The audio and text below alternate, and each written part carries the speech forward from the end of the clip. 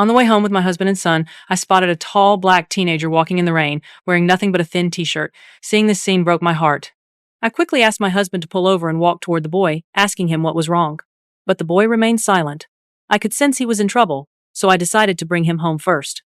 I had the boy sleep on the living room couch. I worried about him all night since he was a complete stranger. What I didn't expect was to wake up the next morning and discover the boy had disappeared. The blanket on the couch was neatly folded. This scene surprised me greatly.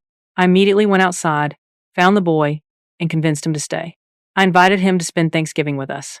I noticed this child seemed to have some self-esteem issues. When our whole family sat on the couch watching the game, he sat alone at the dining table eating bread. Seeing this situation, I immediately had the entire family come to the dining table to eat together.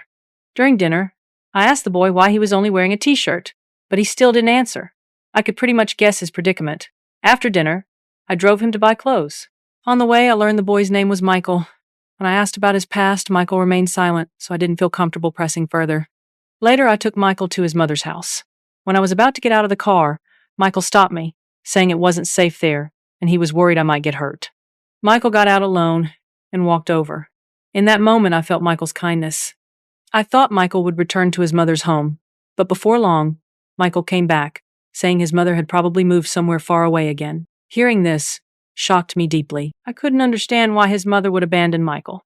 Later, I discovered Michael attended the same school as my son. After dropping the kids off at school, I found a school administrator and inquired about Michael's situation. That's when I learned about Michael's past. It turned out Michael had grown up in foster homes, but because of his large size, many families claimed they couldn't afford to keep him and didn't want him. Michael would leave to avoid causing trouble. After learning all this, I immediately decided to take Michael in. When Michael got out of school, I brought him to a room in our house and told him this room would be his from now on. Hearing this, Michael was deeply moved. From that moment on, I treated Michael as my own child, providing him with the best conditions in both life and education. What surprised me even more was discovering Michael had athletic talent. I encouraged Michael to choose a sport. Without hesitation, Michael chose football. I found a coach for Michael to learn football. But because Michael had been introverted since childhood, when learning football, whether facing teammates or opponents, he was afraid to give his all. No matter how the coach taught him, it wasn't working.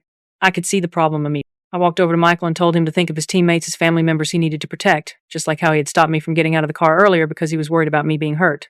Hearing my words, Michael suddenly understood. Michael began charging forward courageously and quickly adapted to football. Michael didn't disappoint anyone. He won many football championships. Many colleges came to recruit Michael, but my husband and I hoped Michael would go to the University of Mississippi because we felt that school was the best fit for him.